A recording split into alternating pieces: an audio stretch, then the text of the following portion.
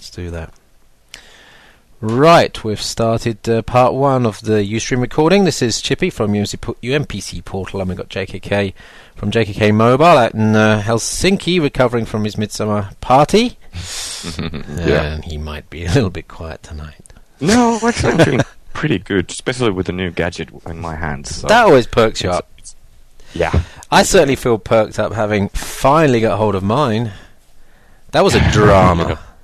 Yeah, that was a drama. I'll tell you about it later. But first, we want to go through because I haven't even opened mine yet. We'll do an unboxing, a real unboxing on Ustream. There's just for people that are watching on the recorded session. There's quite a few people watching live. There's a lot of people in the chat channel. We might be referring to the questions from the chat channel. JKK is on another video channel that you can't see if you're watching this Ustream recording. So just bear in mind, there's live things going on. But let's get straight into it. Just to quickly also say that this is an unsponsored live review session, an open review session that JKK Mobile and UMPC Portal and Caripad like to do on our devices, because we feel it's not only a fun way to do things, but it's a very open and honest way to do a review. We've got lots of people that pick out errors that we make, and they correct us. You'll hear those errors corrected in the live session, so it serves as a good reference point. We hope you enjoy it, but it's not sponsored, but we just have to say that Viliv did send the devices for long-term review, so we haven't bought the devices, so just get that out of the way. You can also check out, I wanted to mention for Jen at pocketables.net, she had a great review up this morning. So check out that, Viliv N5, and also a bit of link love to JK on the Run and Laptop Mag, who I believe have also got the devices. I'm not sure if they've got their reviews up, but probably by the time you watch this, they have. Alright, shall we do it? Let's get into the N5. So, for those of you that don't know what it is, it's something we've been waiting for a long, long time. It's a clamshell 5-inch UMPC, and that means it's running Windows, and in this case Windows 7. It's got an Intel it's a Windows 7 starter. Oh, that's not nice. So there's the first downer. Windows 7 starter. So on a touchscreen device, Windows 7 starter. That's not what we want to see. Do we know if it's Windows 7 starter on the production devices? Yes. I asked. But we should talk about that later a bit, because it's not necessarily that big deal for many, as of course it correlates the pricing and you can actually upgrade pretty easily. But it is the fact. It will, at least from Dynamism, it's always starter. Other sources I've checked, it's starter, and that's it. Right, okay.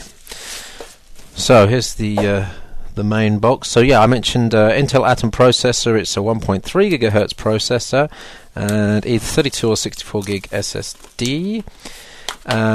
Not sure what's in this one, but SSD helps to make things rugged and hopefully a bit faster than your average hard drive.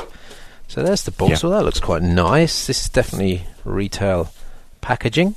This is retail device and packaging for sure.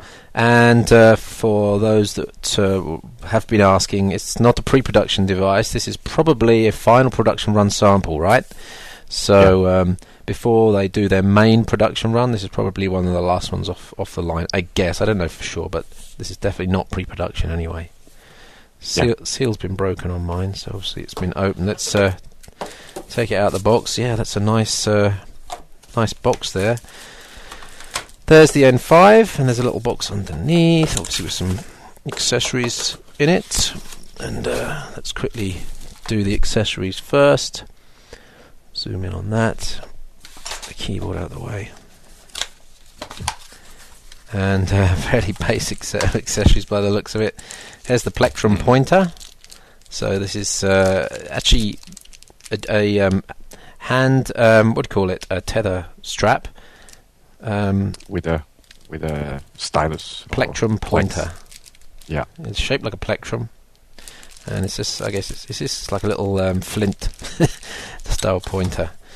Quick instruction manual, and here's the battery. Well, that's pretty light, and the capacity of the battery is what is it? 24? No, it's not less. small. Let me do the math. It's about 17 by the looks of things. Go ahead and I do the math with see if I can do it without calc. calculator. I'm guessing 17.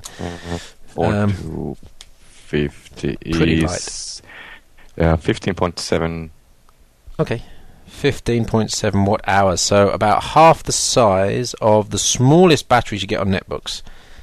Yep. And it's actually super tiny. It's really light. It's amazing. And thin. That's actually one of the lightest UMPC batteries I've ever seen. And the smallest. Definitely. Alright, so let's... I just need to check power supply to see if the right adapter's on this. And because I think... good, I've got the correct adapter. So they've got the clip-on adapters for the power supply. And it's a plug type transformer. And you'll get the different adapter for wherever you are that clips in like that. And what is it? Probably it's 5 volts. It's interesting. Yep. Good. Right, to the device. Like we said, 5-inch clamshell device. I'll give you a really quick zip round the device because JKK has already done his unboxing over at jkkmobile.com, and he usually does a fairly detailed unboxing. How long was your unboxing? Only, I think, 12 minutes this time. What? You must be Actually, ill. I was in a super hurry to start playing with that. Like I have kids here and I'm alone with them, so I wanted to actually use it before I pick them from kindergarten. So okay. it's a bit rushed. But yeah, all right, how it goes. So, going around the device. Do we have the specs up in front of me? I do. I want to get the weight right. It's 400 grams, effectively. Yeah. So it's very lightweight. It's small, one-hand holdable. It's debatable whether it's actually pocketable, but jacket pocketable and maybe cargo pants pocketable. Yeah, but the balance when you hold it is perfect. I would say totally perfect. Balance is central. Yeah. Yeah. Pretty good. All right, quickly go around the device. Right-hand side, battery open button, and is that the antenna? Yeah, that's the antenna, which for the South Korean models is DVB-T antenna. No, it's the equivalent of DVB-T, whatever it is out there. DMB, isn't it? And in Europe, they usually wire it up to 3G. Europe and America. So that helps a bit with the 3G reception. Going across the back, you've only got the hinges, and on the left hand side flip down this part here and you've got so from the right hand side micro SD, then a USB port, and then something that's quite disappointing actually, it's a blanked off port which is where the video out would be if they had implemented it. So it looks like they dropped that, which is kind of a shame because that means there's no video output on this at all. And this could be used for a overhead projector or something like that, couldn't it? No problem. Yeah. So I'm a bit disappointed with that. And I'm sure a lot of other people are going to be. The weird thing is that every other device has it, so why not this one? But we have to talk about that later. Was it price saving or money saving? Or space saving? Who knows? Then there's the DC in here. And then across the front is a headphone port on the front. That's interesting. And a mic in the middle, and then there's tether. This is where the lanyard goes on the right hand side, I guess. And then underneath, so I haven't got the battery on. I shouldn't show the Windows 7 starter details, let's just cover those up. But there's where the 3G SIM goes in, so this is a 3G HSPA, I believe, device. There's a Cyberlink sticker, so obviously they've got Cyberlink software in, which is good because Cyberlink codecs help a lot with devices based on the Menlo platform, and this is based on the Menlo platform, so that's good.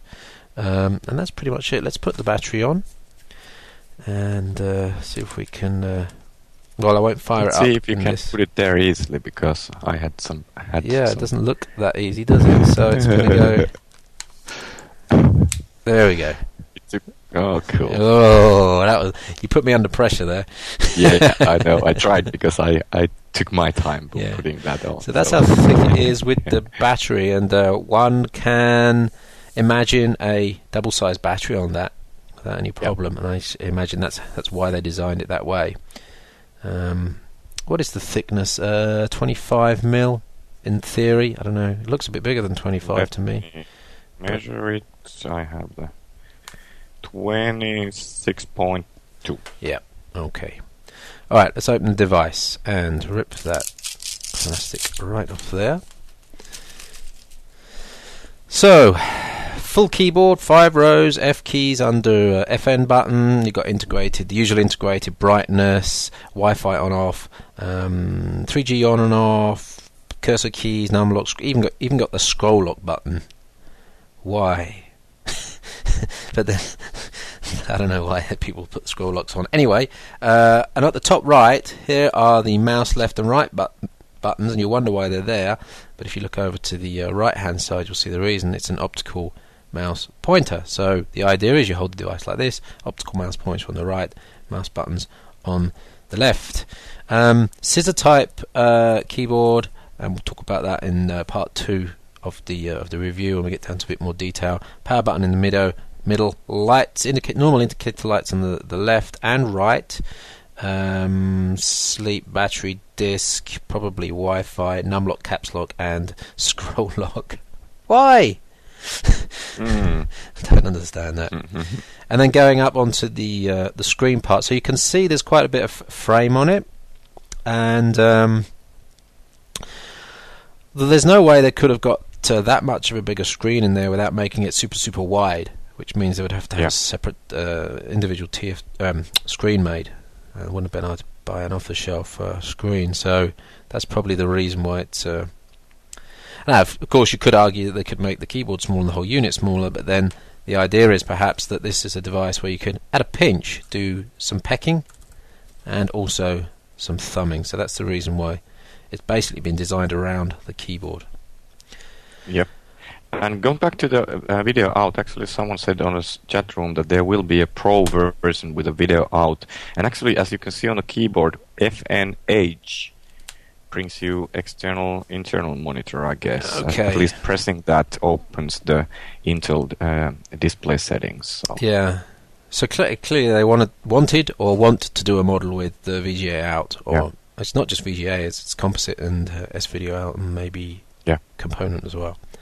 I don't think it's digital, so it's not HDMI or DVI no. compatible. All right. So just quickly on the screen, webcam top right. It's surrounded with very nice plastics, and I have to say the plastics really are super on this. It's rubber covered plastic. It feels even better than S5. Yeah, I have to say it's silky, isn't it? Silky rubber, smooth. There's a beautiful click shut to the device. Just really nice. It's really well designed. There's no loose parts. There's no creaking. It's a superbly designed. Viliv seems to be getting better and better. They were good anyway, weren't they? But they just seem to be getting better and better with designing these bits of kit. And one note about the touchscreen and the screen area. Typically on UMPCs we have a 1 or 2 millimeter frame around the screen, so you can actually, when you're scrolling or doing the corners, you can lean your finger on the corners. But this is totally flat. Yeah. So it's like on the cell phones. So there's no what's that called? There's nothing really ridge, no recess. Recess is the word we're looking for. So the screen and the frame is same. Yeah, so it makes getting into the corners a lot easier, and you don't have problems with that. Or not. It depends. Well, with the recess, it's very difficult to get into the corner with your nails. Yep. We have to charge it by using it, so wait. Oh, okay. So maybe there's an issue with the screen, but we'll talk about that later. It's just, I think, something to learn, because all the other devices we have used, other than cell phones, have the recess there, and this one doesn't. Yeah. So it's resistive touchscreen, 1224x768, and single touch resistive, I assume. It's single touch by the software, but there is a software actually showing some gesture motion sensitivity settings for zooming, rotation, and sliding. So, okay, but that's possibly single touch gestures like on the Gigabyte touch note. Yeah. And it's starter, so we might not see all the goodies for touchscreen anyway. So we have to upgrade it to see what's up. Yeah. So a little bit of crapware here already from Norton. I do not want to activate this. It's not even going to delete it. No, Norton's. What? Close without press on the middle. There is like text things saying no thanks. Yeah. Good. So what we'll do is we'll just stop the part 1 of the overview now. I just quickly wanted to see how many processors are running. It's a good indication. 40. Looks fairly clean for a Windows 7. Okay, it's Windows 7 that's starter. the crap, Mr. Norton, Yeah, good. All right then. So that's the end of part 1, the unboxing of the Viliv N5. Hang around if you're watching live, or if you're not, on umpcportal.com and jkkmobile.com. We'll probably have the videos posted within 24 hours of this going out live. So check out part 2, where we're going to get into some question and answers and a little bit more in-depth testing and discussion. Thanks for watching part 1. Thank you.